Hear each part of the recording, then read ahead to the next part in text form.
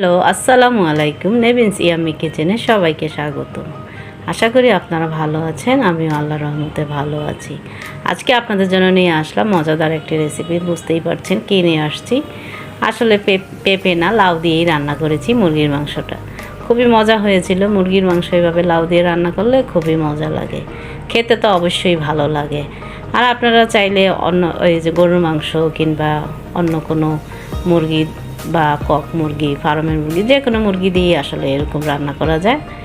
যাক, আমি তো খেয়েছিলাম, দেখেন আমার কালারটা কি সুন্দর হয়েছে এবং খুবই মজা হয়েছিল আর কালারফুল হয়েছে, কারণ আমি তো দিয়েছি একটু মরিচের গুঁড়া। আবার কি দিয়েছি কালারফুলের জন্য তাও দেখিয়ে দিব, আর কি প্রসেসে রান্না করেছি তাও আপনাদের জানিয়ে দিব কিভাবে করেছিলাম। আসলে খুবই মজা হয়েছিল। তরকারিটা খুবই ভালো লেগেছিল খেতে। আপনারা যদি আমার এই ভিডিওটি ভালো লাগে অবশ্যই লাইক, কমেন্ট, শেয়ার এবং বেশি বেশি সাবস্ক্রাইব করবেন, তাহলেই বুঝতে পারবেন। আসলে আপনাদের জন্য নতুন নতুন এরকম ভিডিওগুলো নিয়ে আসবো ইনশাল্লাহ। সামনে হাজির হব এরকম নতুন নতুন অনেক ভিডিও নিয়ে। দেখেন মুরগির মাংসটা একদমই সিদ্ধ হয়েছে, খুবই ভালো। আর এই যে লাউগুলি তো একদমই সিদ্ধ হয়েছিল, খুবই মজা হয়েছিল খেতে। আমি তো খেয়েছিলাম। আসুন মূল রান্নায় চলে যাই। এখন আমি নিয়েছিলাম এই যে মুরগি, ছোট ছোট করে কেটে নিয়েছি। কক মুরগি, ফার্মের মুরগি না, এটা হলো আমাদের দেশে পাওয়া যায় কক মুরগি। পাগুলো একটু লম্বা লম্বা থাকে। একদম ছোটো করেই কেটেছিলাম আসলে মুরগিগুলি, কারণ লাউ তো আমি চারকোনা করে কেটেছি, মুরগিটাও ছোটো করে কেটেছি। নর্মালি যেভাবে আমরা মুরগি কাটি সেভাবেই কেটে নিয়েছিলাম। কেটে ভালো মতো ধুয়ে তারপর পানি ঝরিয়ে রেখেছি। এখন রান্না করব। রান্না করানোর আগে আপনাদের দেখাচ্ছি। ছোটো ছোটো টুকরা করে দিয়েছিলাম। আর লাউগুলো এরকম করে কেটেছি, একটু চার কোনা করে একটু ছোট করে কেটেছি। লাউ কিছু বিচি ছিল, বিচিগুলি ফেলে দিয়েছি, হাত দিয়ে কাটার সময় ফেলে দিয়েছিলাম। একটা মোটা বিচি ছিল, ফেলে দিয়েছি। আসলে লাউ তরকারি তো ভীষণ মজার, খুবই ভালো, আর স্বাস্থ্যের জন্য তো খুবই ভালো লাউটা। এই জন্য আপনাদের একটু দেখাচ্ছি লাউগুলো কেটেছিলাম কীভাবে, কারণ কাটার উপর ডিপেন্ড করে তরকারির রান্নাটা, এবং খেতে আসলে ভালো লাগে, দেখতেও ভালো লাগে। এই তো লাউটা এভাবে কেটেছিলাম। আর আমি কি মশলা আজকে দিব আপনাদের তাও দেখিয়ে দিচ্ছি। এখানে 3টা টমেটো আর হলো 3টা পেঁয়াজ একসাথে কুচি করে ব্লেন্ডার করে নিয়েছি। আজকে এটাই দিব তরকারিতে। আর কি মশলা দিব তা তো দেখাবই, কারণ এই টমেটোটা দিয়েছি, কালারটা খুবই সুন্দর আসবে এবং লাউ মুরগি একসাথে ভালো মতো সিদ্ধ হবে। আর কখন মশলা কীরকম ব্যবহার করব তা আপনাদের দেখিয়ে দিব। প্রথমে আমি চুলাটা ধরিয়ে দিলাম, ফ্রাই প্যানটা একটু গরম হওয়ার জন্য অপেক্ষা করব কিছুক্ষণ। এই তো আমি তেল দিয়ে দিলাম 3 চামচের মতো। এই পর্যায়ে আমি চুলাটা বাড়িয়ে দিলাম। তেল আরেকটু বেশি দিলাম, 4 চামচের মতো তেল দিলাম, কারণ তেলটা একটু বেশি দিব আজকে। কারণ লাউ আর মুরগি তো একটু সিদ্ধ হবে এবং একটু কালারফুল হবে। লাউটা একটু বাড়িয়ে দিলাম। লাউটা একটু বড়ই, তো এজন্য বড় একটা লাউ আর হলো একটা মুরগি পুরাই নিয়েছিলাম। এখন আমি আদা বাটা দিয়ে দিলাম 1 চামচ, রসুন বাটা দিয়ে দিলাম 1 চামচ, আর একটু রসুন বাটা দিয়ে দিলাম আরও 1 চামচ। মরিচ গুঁড়া দিব, লবণ দিব, হলুদ দিব। এতে প্রথমে আমি লবণ দিয়ে দিলাম 1 চামচ। আমার যেহেতু এখানে লাউ বেশি, লবণটা একটু বেশি দিতে হবে। 2 চামচের মতো লবণ দিলাম। হলুদ দিয়ে দিলাম 1 চামচ, আর একটু দিব, কারণ লাউ বেশি হলুদ দিলে আসলে কালারটা বেশি একদম হয়ে যাবে। আর মরিচের গুঁড়োটা একটু বেশি দিব, আজকে হলুদটা একটু কম দিব, তাহলে কালারটা সুন্দর আসবে। মরিচ দিয়ে দিলাম 1 চামচের মতো। একটু নেড়ে চেড়ে নিব কিছুক্ষণ। মশলাটা একটু কষানোর জন্য আমি নাড়ব কিছুক্ষণ।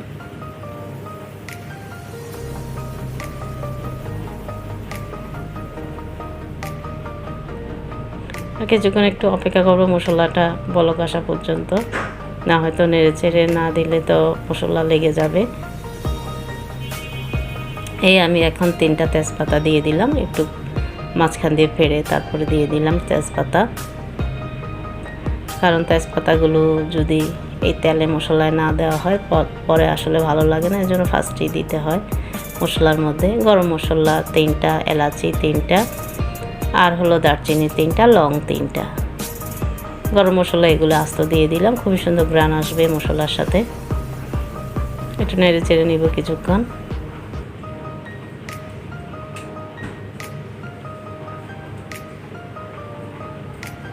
আসলে খুবই মজাদার হয়। এভাবে একটু মশলা নেড়েচেড়ে কষিয়ে যখন তরকারিটা রান্না করা হয় খুবই ভালো লাগে খেতে। একটু নেড়েচেড়ে নিব আরও কিছুক্ষণ। চুলাটা এই পর্যায়ে মাঝারি আঁচে রাখবো। এখন ওই যেই গ্রেভিটা তৈরি করেছিলাম আমি টমেটো আর পেঁয়াজের, সেখান থেকে আমি অর্ধেকটা দিয়ে দিব মশলায়। পানি তো এখন দিব না, না হয় মশলাটা লেগে যেতে পারে এবং পুড়েও যেতে পারে। এই জন্য আমি সেখান থেকে অর্ধেকটা গ্রেভি দিয়ে দিলাম টমেটো আর হলো পেঁয়াজের। দেখেন কালারটাও সুন্দর আসবে এবং মশলাটা আর লেগে যাবে না। আর একটু মশলাটা কষবে, টমেটোটাও সিদ্ধ হবে। এখন আমি মুরগিটা দিয়ে দিব এই পর্যায়ে মশলাটার মধ্যে।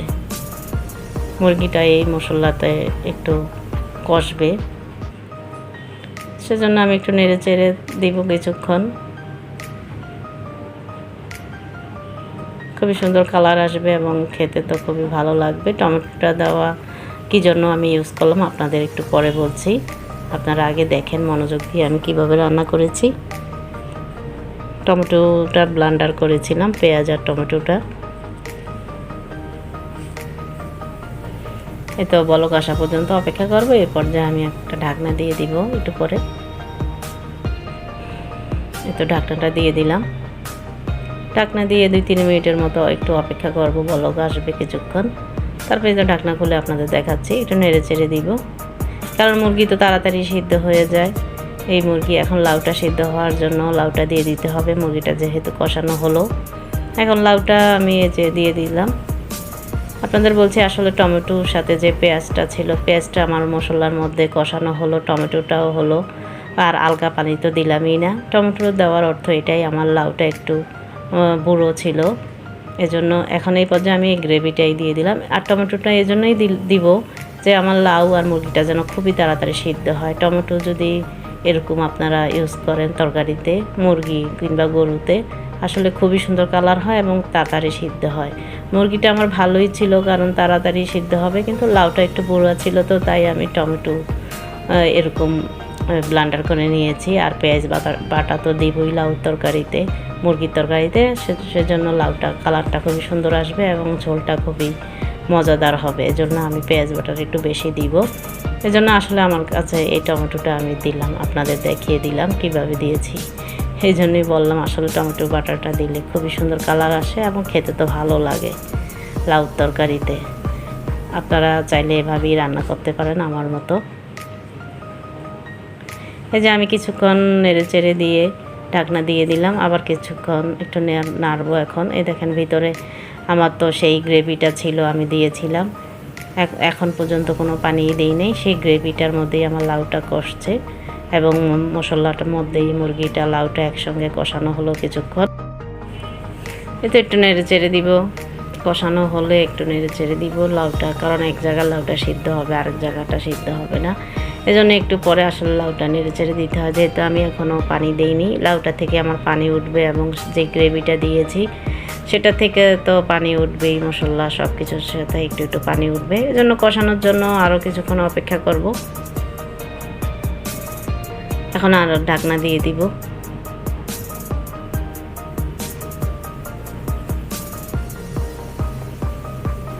এখন আরেকটু নেড়ে চেড়ে দিব আরও কিছুক্ষণ। দেখেন আমার কিন্তু মোটামুটি পানি উঠেছে লাউ থেকে, আমি তো আগেই বলেছি লাউ থেকে কিন্তু পানি উঠবে। তারপরও কিছু পরিমাণ একটু পানি দিতে হবে, কারণ লাউটা একটু সিদ্ধ হবে। এজন্য আমি আবার একটু নেড়ে চেড়ে দিব, আর একটু পানি দিব, দেখিয়ে দিব আপনাদের কতটুকু পানি আমি দিব। কারণ লাউটা আমার মোটামুটি সিদ্ধ হয়েছে, আরও সিদ্ধ হবে। এখানে এখনও সাদা সাদা দেখা যাচ্ছে কিছু কিছু লাউ। মুরগিটাও আরও সিদ্ধ হবে, মুরগির হাড়গোড় আরও ভালো মতো সিদ্ধ হবে, এই জন্য আরেকটু পানি দিব। এতে আমার যে বাটিতে আমি এই মশলাগুলো রেখেছিলাম, চামিচগুলো রেখেছিলাম, সেই বাটিতেই আমি আধা বাটির মতো পানি দিয়ে দিলাম, কারণ এই কাঠিটা আমি সেই বাটিতেই রাখি, কারণ কাঠিটার মধ্যে হলুদ লবণ লেগে থাকে। এজন্য আমি কাঠিটা যে বাটিতে রেখেছিলাম সেই বাটিতেই পানি দিয়েছি আসলে, এজন্য পানিটা একটু হলুদ হলুদ আসছিল। এই তো এই পর্যায়ে আমি এই পরিমাণেই পানি দিলাম, এর চেয়ে বেশি আর পানি দিব না। এখন আমি ঢাকনা দিয়ে দিব। চুলাটা এই পর্যায়ে একদম বাড়িয়ে দিব, কারণ আমার এটা সিদ্ধ হবে। এই তো 3-4 মিনিট পর আবার একটা নাড়া দিব, আপনাদের দেখাচ্ছি। ভালো মতো নেড়ে চেড়ে দিব, কারণ লাউটা তো কিছু অংশ দেখেন একটা দুইটা সাদা সাদা দেখাচ্ছে, আরও সিদ্ধ হতে হবে। এই যে দেখেন আরও একটা দুইটা সাদা সাদা দেখাচ্ছে, এই যে আরও সিদ্ধ হবে। তো আরও সিদ্ধ হবে, এজন্য ঢাকনা দিয়ে দিব। মুরগিটাও আরও সিদ্ধ হবে, লাউটাও আরও সিদ্ধ হবে। কিছু কিছু লাউ একদম সিদ্ধ হয়ে গেছে, কিছু কিছু একটু শক্ত রয়েছে। ভালো মতো এই জন্য নেড়ে চেড়ে দিতে হয় আসলে লাউ রান্না করার সময়। আর লাউ তো বেশিক্ষণ পানিতে সিদ্ধ করলে লাউটা একদম টক টক হয়ে যায়, ভালো লাগে না খেতে। তো আমি এখন চুলা বাড়িয়ে রেখেছি, চুলাটা এভাবে বাড়িয়ে রাখবো। এখন আমি কি পর্যায়ে এই যে 1 চামচের মতো জিরার গুঁড়া দিয়ে দিলাম। একটু গুঁড়ার মশলাগুলি সব দিব, আপনাদের দেখিয়ে দিচ্ছি কী কী গুঁড়া মশলা দিব আজকে, যেহেতু লাউ তরকারিটা খুবই মজা লাগবে খেতে। আর এখন দিয়ে দিলাম জয়ফল জয়ত্রী, মানে গরম মশলা গুঁড়া আর কি, সেটা আমার হাতে করা একটা গুঁড়া, আমি বাসায় বানিয়েছিলাম ধনে জিরা গোলমরিচ দিয়ে সেটা। আর এখন দিয়ে দিলাম গোলমরিচের গুঁড়া 1 চামচ, না এই এখন দিলাম হলো সেই গরম মশলাটা, তার আগে গোলমরিচের গুঁড়া দিয়েছিলাম 1 চামচ। আর এখন দিয়ে দিলাম ধনিয়া গুঁড়া 1 চামচের মতো।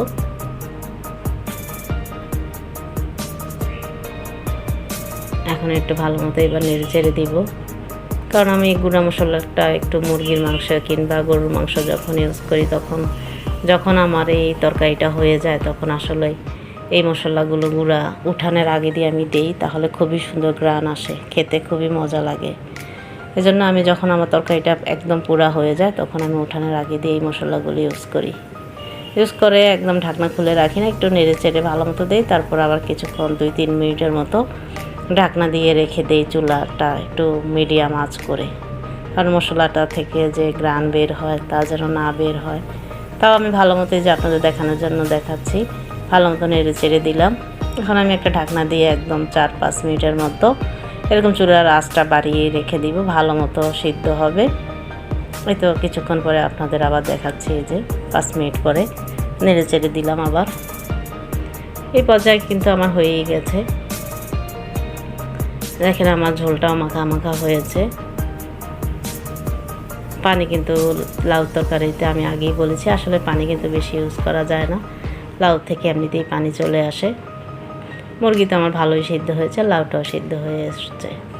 এই তো লাউটা ভালোই সিদ্ধ হয়েছে, মুরগিও সিদ্ধ হয়ে আসছে পুরাই।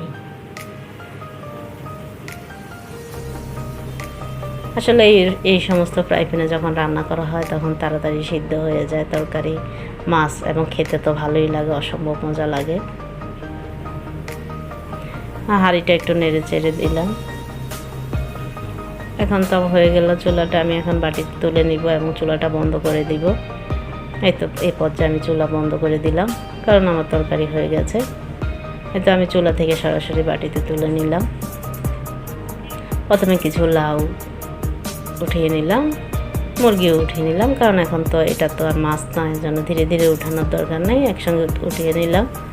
তারপরে একটু মাংসগুলি দেখে একটু সামনে আপনাদের দেখানোর জন্য মাংসগুলো একটু সামনে রেখে তারপর লাউগুলো নিচে দিয়ে তুলে নিলাম। আমার এখানে কিন্তু মুরগি প্রায় 1টা আর লাউও কিন্তু 1টা, অনেক তরকারি হয়েছে। দেখেন একটা বড় হাঁড়িতে অনেক তরকারি হয়েছে, আর কালারটা কি সুন্দর হয়েছে দেখতেই পাচ্ছেন আপনারা। লাউ তো ভালো মতো সিদ্ধ হয়েছে, আসলে খুবই মজা, খুবই সুন্দর ঘ্রাণ হয়েছিল, খেতে তো ভালো লেগেছিল। আপনারা এভাবে যারা লাউ পছন্দ করেন তারা মুরগি দিয়ে এভাবে রান্না করে খেতে পারবেন, আমার মতো ভিডিও দেখে এভাবে রান্না করে খেতে পারেন, ইনশাল্লাহ খুবই মজা লাগবে। কমেন্ট করে আমাকে জানাতে পারেন আসলে কেমন হয়েছিল। এই তো হয়ে গেল আমার রান্না, আশা করি আপনারা ভালো থাকবেন। আসসালামু আলাইকুম।